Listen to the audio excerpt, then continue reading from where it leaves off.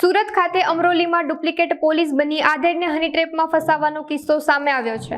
2 મહિલા અને 3 પુરુષોએ મળી આધેડ પાસેથી ₹4300 પડાવ્યા હતા તેમજ વધુ 40,000ની માંગણી કરતા આધેડે અમરોલી પોલીસ સ્ટેશનમાં ફરિયાદ નોંધાવી હતી। પોલીસે 3 પુરુષ અને 2 મહિલાની ધરપકડ કરી છે।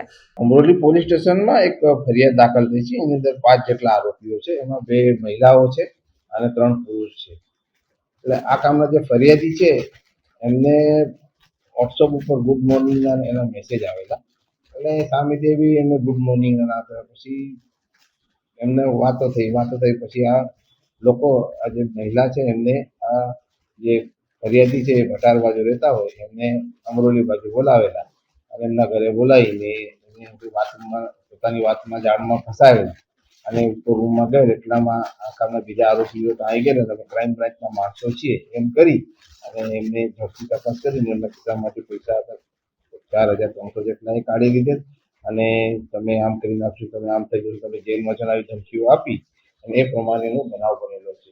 જે અંગે આ કામના ફરિયાદીએ અમરોલી પોલીસ સ્ટેશનમાં ફરિયાદ દાખલ કરેલ છે અને પોલીસે તાત્કાલિક કાર્યવાહી કરીને આ કામના આરોપીઓને પકડી પાડ્યા।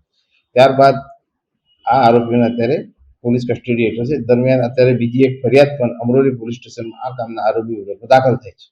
આ કામના આરોપી અગાઉ પણ અલગ અલગ ગુનાઓમાં સંડોવાયેલા છે, કેમકે આમાં જે એમનું થોડું ગુના છે, રાજુ નાથા ગુજરિયા કરીને છે, એ અગાઉ પકડાયેલા છે। જેમ કે અમરોલી પોલીસ સ્ટેશનમાં, પૂના પોલીસ સ્ટેશનમાં, પછી બીજો રાજેશ ભીકા કાથરોટિયા કરીને છે, એ સરતાના વરાછા કતારગામ પોલીસ સ્ટેશનમાં પકડાય છે। કતારગામ પોલીસ સ્ટેશનમાં પાસાની કાર્યવાહી પણ કરવામાં આવેલ છે અને વિજય કરીને છે એ વડોદરા તાલુકા પોલીસ સ્ટેશનમાં પણ પકડાયેલો છે।